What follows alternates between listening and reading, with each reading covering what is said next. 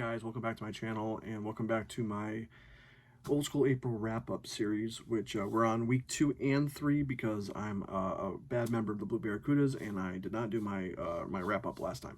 So uh, over the course of these past couple weeks, I watched 3 movies, started a 4th, and then I read 2 books. So I'm going to start with the books, first being The Overnight by R.L. Stine.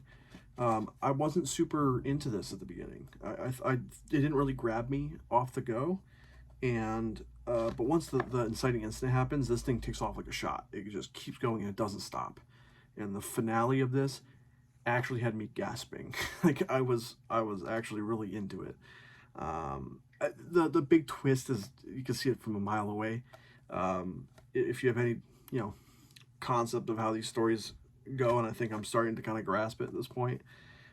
I knew what was going to happen to a degree, but it was still very impressive, and the sustained final 20 pages are really tense, and that was really good. And as soon as I finished that, I'm like, I need to get more of these Fear Street books. I only have the first 3, and I got 3 more coming in, and one of them's a super chiller, the first super chiller, so I'm excited to dig into those. Next book was, I actually just finished this last night during Kelsey's sprint, which I'm waiting for we're at the 90-minute block. So, waiting for that to start back up again. I figured I'll squeeze in a couple of videos. But the next one I finished was Goosebumps, The Beast from the East, which I read the majority of last night during the stream. And not the book I was expecting. I think now it's going to be a running joke that I don't read synopsises, and I just read the book. I said, oh, I looked at the cover. I said, oh, there's a little monster on the front of it. Probably going to be some kind of like kaiju-ish kind of thing.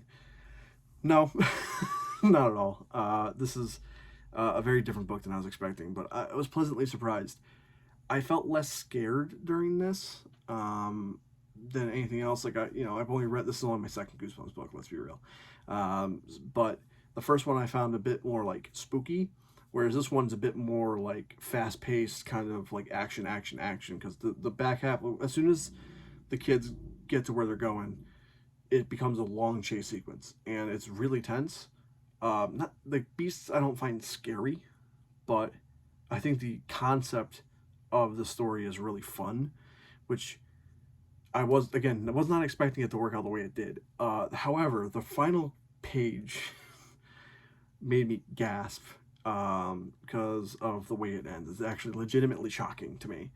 I actually kind of like stared at the page for a little bit. Yeah, that book was really good. I was really impressed by it, and I actually started my next one, which is A Night in Terror Tower, which I've started this, and I'm only 12 pages in, so they're just getting into the tower. Wasn't expecting the descriptions of torture, which I thought was pretty interesting for a middle grade book. But yeah, no, I'm loving the Goosebumps and the Fear Street journeys. I'm having so much fun. I actually just started also my first Christopher Pike book, which I'm reading concurrently with the Night in Terror Tower, which I hope I can finish both of those this week so that I can have it all done for Old School April, and I don't have things lingering and can't add my points in. But yeah, those were the books I read and started. Now we're going on to the movies, which I watched, like I said, 3 movies, started a 4th. First movie I watched in week 2 was Liar Liar, which is my favorite comedy of all time. I can recite the movie beginning to end. It's very funny, and it really pulls at the heartstrings too. And I think that the way that they chose to kind of write certain characters, especially characters like Jerry, which like Jerry is such a very usually his role, he's played by a douchebag and he acts like a douchebag. But in this, he seems like he's a legitimately nice guy. And we know that Cary Elwes can play a douchebag, and we know he can play a nice guy. So it's a great role for Cary Elwes, and it's nice to not have to have that whole conflict aspect between the 2 male leads.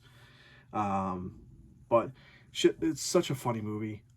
It's ridiculous, and it's definitely one of those movies that's informed my sense of humor. Do with that what you will. The second movie I watched was Smart House, continuing the Disney Channel original movies journey for me, and I love that movie. um, a lot of people told me it's one of the best, um, and they are not wrong. It is very good. It is a very good movie. It's really funny.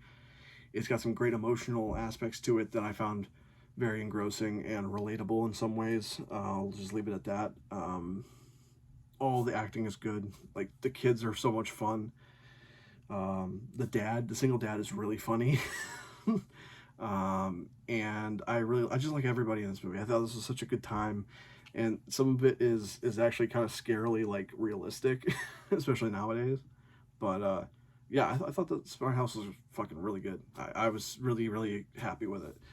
Um, After that, I watched X-Men, the original X-Men movie from 2000, and I hadn't watched it in a long time. I think the last time I'd watched it was before Apocalypse came out. Um, and I remember not liking it as much as I used to. So I was like, oh, this will be an interesting revisit to see if I still feel the same way. No, I think that the first X-Men movie is great. It's simple. It's to the point. It's a short movie. It runs very fast. It actually covers a lot of exposition very efficiently, with David Hayter's great script. Um, it's really entertaining. Like, is it like the best X-Men film? No.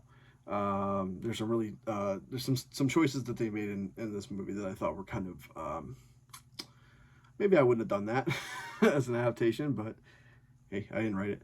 But I think it's a really enjoyable movie. And like all the actors are great, even if some of them are really underutilized, like Cyclops. But like the X1's great, X2's great. Bryan Singer's a piece of garbage, and I hope he never works in Hollywood again. But it's such an important movie to my childhood. I watched that on repeat. X Men 1 and X Men 2 as a kid. Um, but yeah, I think that's a fantastic little fun movie. And then I started Dinotopia, which I remember being much longer. It's on Peacock right now, and it's like 2 hours. I remember it being like 4 hours. So I don't know if this is some kind of like edited down, truncated version of the TV movie, but I'll say while I haven't finished it, and I need to kind of sit down and just get it over with. It is not as good as I remember it being. It is not that good. Uh, there's some stuff in it where I'm like, for one thing, the visual effects for the budget and like the scope of of like a television show of that era, they're really impressive. The visual effects are really really impressive. Characters not as much.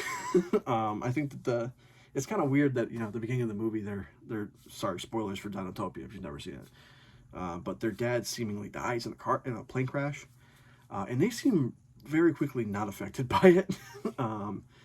Maybe again that might be maybe this is a truncated version of the film, and some of that stuff I'm just missing because I haven't seen it in so long I don't really remember any of it. But they seem very unbothered that their dad might be dead. But yeah, it's not very good so far. I've not been excited to go back and finish that, but I will eventually. So for television shows, I watched I think 3 or 4 episodes of Goosebumps. I can't remember how many I logged in the submission form. I think it was 3 episodes of Goosebumps. I know I watched both Camp Night Moon episodes and the Phantom one, the Phantom of the Auditorium. I thought there was another one, but all those were great. I had so much fun. I was taking care of my I was taking care of some cats for somebody a friend of mine, and yeah we I thought that was really good. I thought especially the Camp Moon one, because I didn't know the story of it. So I got to the end of the episode and I was just like, what? Excuse me? Yeah, that was great. I thought the Phantom one was really fun too. And then I watched 1 or 2 episodes of Boy Meets World. I can't remember how many I put down. I'm pretty sure it was 2. Um, Such a fun show. Like it's one of those ones where I haven't watched it in so long, but going back to it, it's just there's a reason why that show went so long and why it's so iconic. It is just that funny, and all the child actors are so good in it. So, what else did I watch? I watched a little bit of X-Men. the animated series. Watched a couple episodes of that. Just a great show. I have nothing really to add about that. It's just a great show, and everyone knows it who's watched it. I've watched an episode of Spider-Man animated series as well. That one's my childhood. I loved the Spider-Man animated show. Yeah, I started Firefly episode 1. Rewatching that, I hadn't watched Firefly in a long time, and I thought the Firefly's still just as good as I remember it being. I just love the crew. I love the crew so much. I love the situations. I love the world that it's set in. I love that movie so much. That show so much. I was hoping to get through the whole show and then watch Serenity before the end of Old School April, but I'm probably not gonna make it there if I want to do any of the other stuff, especially the reading. But yeah, I think that's everything that I had in Old School April this year. This block. We're going into the final week. I miss speaking everywhere. But we're going into the final week of Old School April, so trying to get through a bunch of stuff before it ends. I'm sad it's ending. I'm sad we're so close to the end of this. But I can't wait to do more of these readathons because they're so much fun. Readathon, watchathons, everything.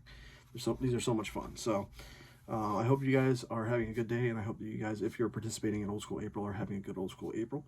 And if you are, let me know in the comments what you've been reading and what you've been watching. And that's it. Have a good day, guys.